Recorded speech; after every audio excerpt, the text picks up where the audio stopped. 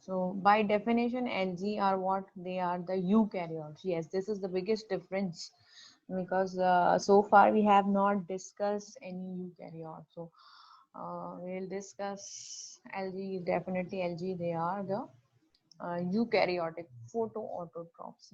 That lack any that behave similarly with plants because of their characteristics of pigment production and because of their photosynthetic behavior. But like plants, they do not contain any tissues such as roots, stems, and leaves. So they do not have any differential organs, right? So they lack tissues like plants.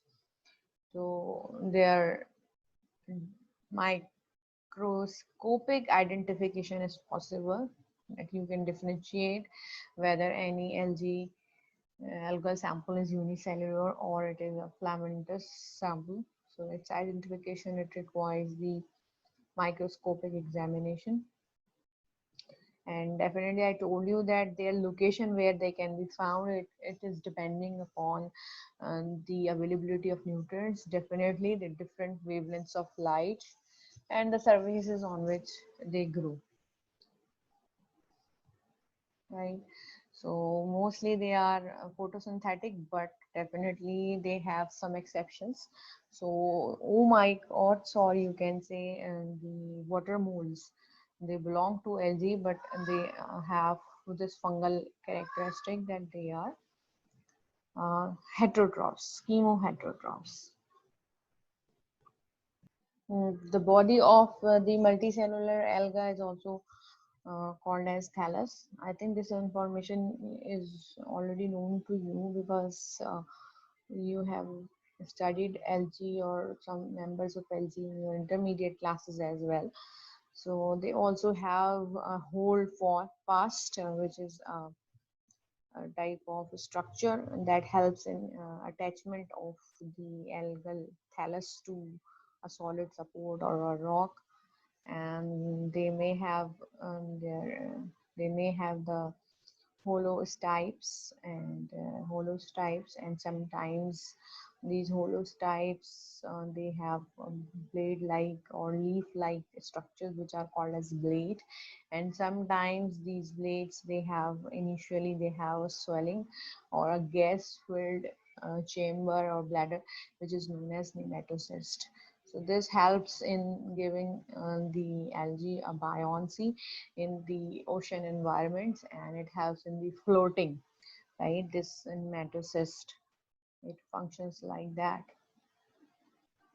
Okay, तो ये floating में help करता है algae की, right? So they have definitely, the prominent feature is that they have plant-like pigments, and one of the prominent pigment is the chlorophyll A, and it is involved in the photosynthesis, and there are some other accessory pigments which are present other than chlorophyll A. Chlorophyll A is present as a uh, primary pigment, you must say, which involves in photosynthesis, but other than that there are some other pigments which gives different colors, characteristic colors to different algae, right? So basically you can divide algae into three main groups. Variation may occur, but three main groups according to colors you may find, including red algae, brown algae, and green algae. And algae classification basically is based upon their pigments, their structures, and their ribosomal RNA sequences. So which kind of ribosomal RNA may be present in the algae? So since algae is eukaryote, so you cannot differentiate algae on the basis of 16S ribosomal RNA. Rather, you will differentiate or identify or classify the algae on the basis of 18S ribosomal RNA because it's a eukaryote.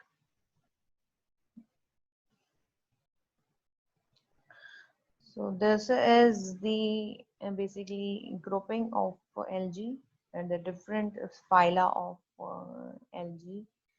Uh, so you can see that different phyla uh, can be read as brown algae, red algae, green algae, diatoms, dinoflagellates, water moles. They are all the phyla of algae. So you can basically divide them into these groups, and they are different in their characteristics. Uh, as you can see that their phylum is different, and they are mostly given the name according to the pigment they have or the structure mostly. And it is also mentioned that which pigment they have. Mostly they are either colorless in case of water moles, or there are three pigments. Either it's brown, it's green, or it's red. The difference is in their mostly cell wall, in their cell wall arrangement, and their pigments, told you, and their storage material, basically what they store as an energy reserve, right? Most of them they undergo the sexual reproduction.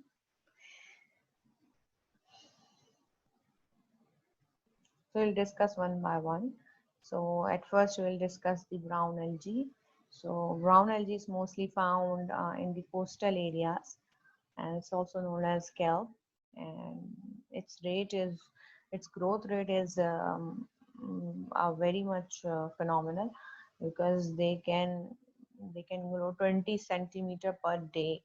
You can see that it's much higher growth rate, right? So you can find these structures easily in the coastal areas. So that indicates the brown algae. So brown algae is commercially important because it contains a carbohydrate which is known as algin. This algin is used as a thickener in many food items like ice creams or in cake decorations.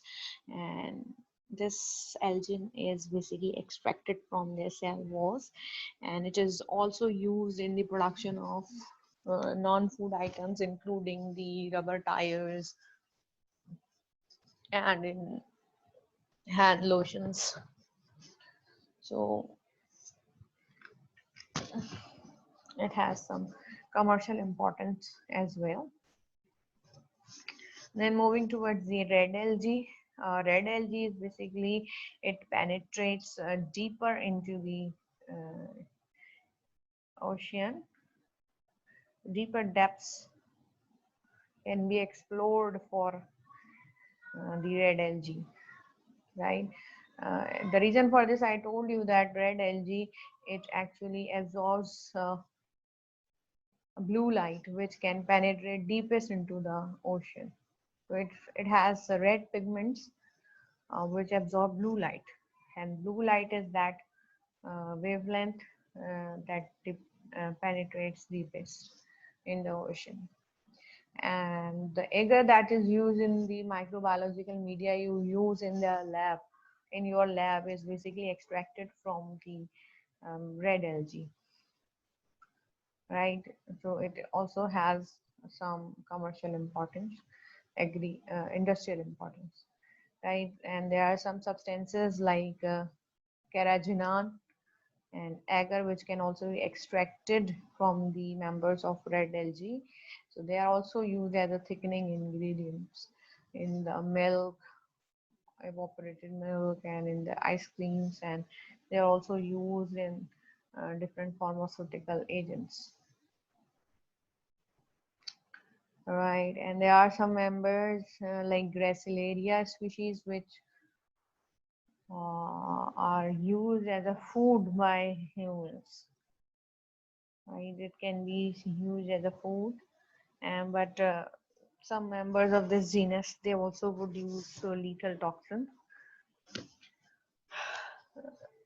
So moving towards the green algae, it's most commonly present in your surrounding as well. Wherever you find moisture, you can and abundance of organic matter. You can find this green algae everywhere, right? So they have cellulose cell walls like plants. They have mostly similar characteristics as plants. So initially, when there were two kingdoms, so this algae was also grouped into plants because of these characters. So they have chlorophyll A and B both like plants. They store starch like plants, and that's why they are simpler than plants. So they are believed to uh, have given rise to terrestrial plants. So they are considered as the ancestors of the terrestrial plants. So mostly they are microscopic, although they may be unicellular or multicellular, right? So now moving towards the diatoms. Diatoms are dinoflagellates and water moles. They are grouped into kingdom Stamenophila. But if we are particularly talking about diatoms, so they are unicellular or either they are filamentous algae which have unique cell walls. As you can see that their cell walls, they do not contain cellulose, rather their cell walls, they contain pectin and a layer of silica. So that's why they have a very organized symmetry of their cell walls. And there's two parts of the wall, they fit together like half of the petri dish, right? So this pattern is very important in the identification of the diatoms, because this pattern is not found in the other groups of algae,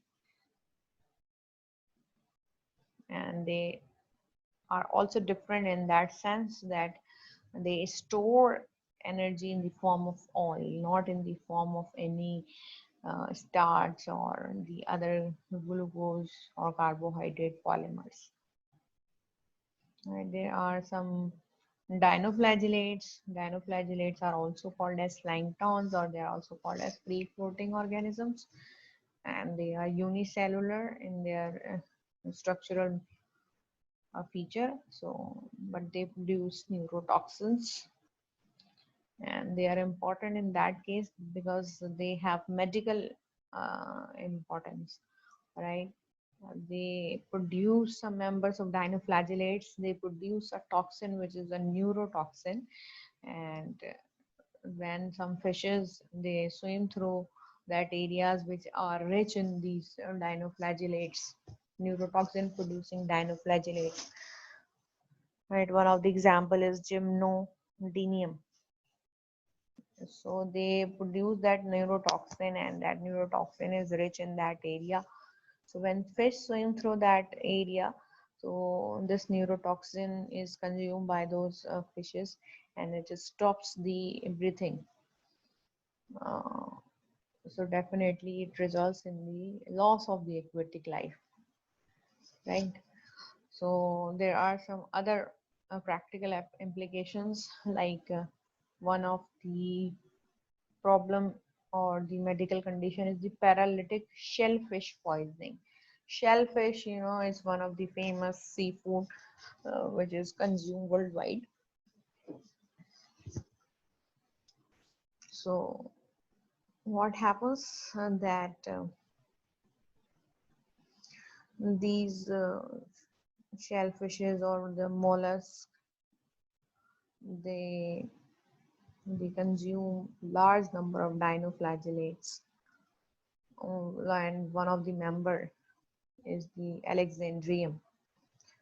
So if this algae or dinoflagellate is consumed by the shellfish or the mollusks, so the toxin that is produced by these uh, algal genus. It's concentrated in the mollusks, and the human that consume those mollusks, they develop paralytic shellfish poisoning, right? So, but luckily, you can identify those areas which are rich in the Alexandrium because the presence of a large concentration or presence of the large number of this Alexandrium, it it gives the ocean a deep red color, which is also known as a red tide. So mollusks should not be harvested for consumption during a red tide because I told you the reason that red tide is rich in the Alexandrium, and that Alexandrium it produces the toxin which could be consumed by these mollusks. So if human eat that mollusk, it may develop the paralytic shellfish poisoning basically. So it should not be harvested for consumption during a red tide, which indicates that it is rich in the member of Alexandrium.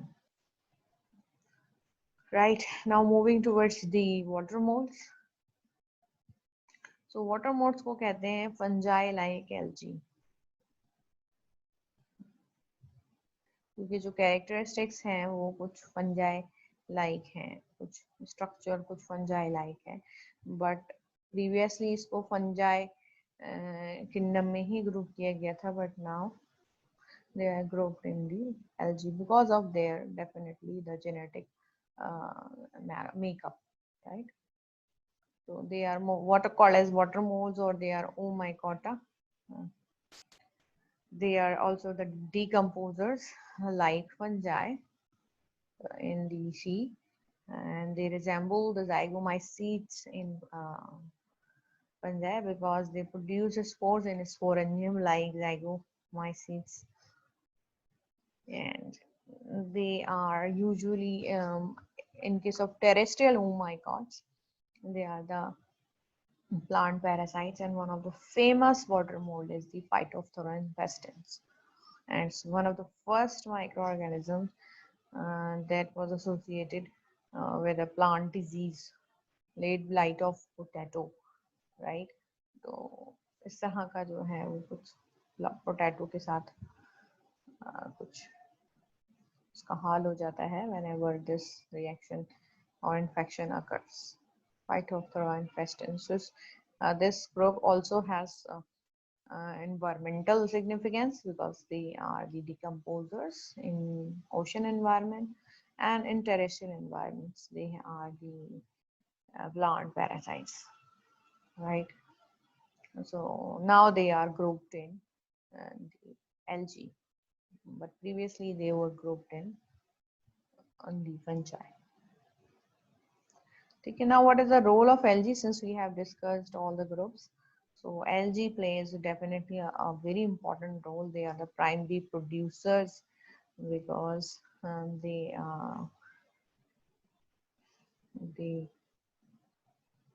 carry out photosynthesis, and they they serve as a food for many other higher organisms.